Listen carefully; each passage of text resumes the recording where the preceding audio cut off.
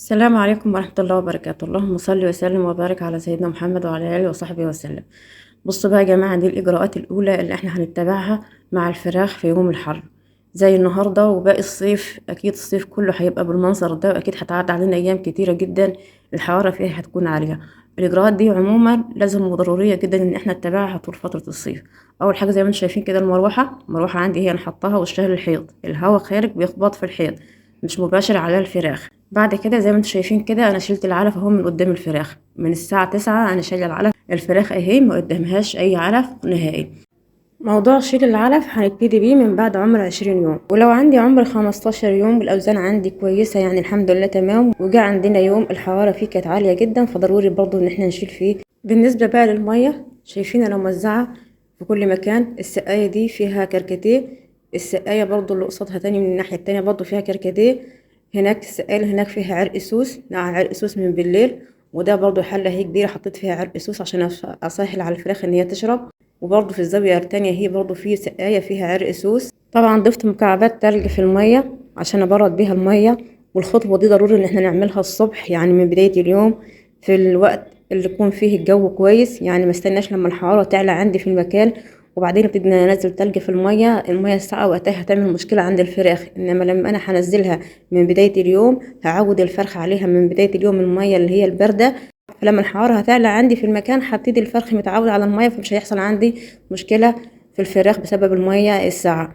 طبعا احنا مش حاطين مية ساقعة قوي، يعني احنا بس مبردين المية. انا حاطه مكعبات تلج تاني في التلاجة احتياطي، اول ما هلاقي ان المية ابتدت تسخن قدام الفراخ هضيف مكعبات تلج تاني.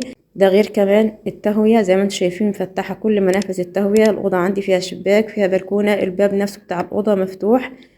الإضاءة يا جماعة نخلي بالنا من الإضاءة، مفيش إضاءة تماما. زي ما انتم شايفين كده أنا طافية كل اللمبات اللي في المكان. الإضاءة العالية بتهيج الفرخ، بترفع معايا درجة حرارة المكان. وياريت لو في استطاعتنا ان احنا نجيب نور اخضر ونور ازرق، ده مفيد جدا للفراخ من حيث الاوزان ومن حيث المناعة، بس للاسف انا دورت على اللمبات دي غير متاحة عندي، غير لمبات صغيرة جدا مش هتفيد معايا في اي حاجة.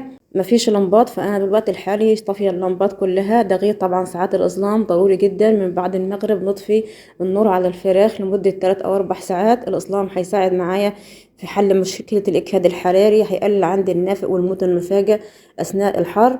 دي يا جماعة الإجراءات الأولى اللي احنا اتبعناها كده في أول اليوم. في إجراءات مهمة جدا وضرورية عشان أخفض بها درجة حرارة المكان لما الحرارة تعلى عندي من بعد الظهر. لو انتوا بتتابعوني من القناة، في فيديو أنا منزلاه النهاردة في فكرة مهمة جدا هتخفض عندي درجة حرارة المكان اللي أنا مربية فيه الفراخ. الفكرة دي هنطبقها كده من أول بعد الظهر لما الحرارة تعلى عندي في المكان. لو انتوا بتتابعوني من على القناة موجود فيها فيديو، لو بتتابعوني برضو من على الصفحة برضو الصفحة موجود فيها نفس الفيديو.